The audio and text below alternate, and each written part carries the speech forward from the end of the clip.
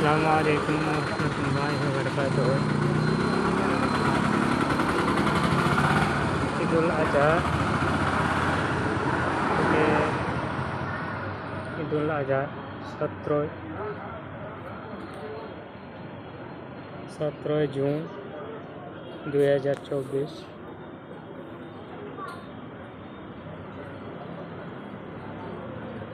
সবাইকে, আমাদের মুসলিম ভাই ও বোন সবাইকে ঈদ মোবারক, ঈদের শুভেচ্ছা রইল।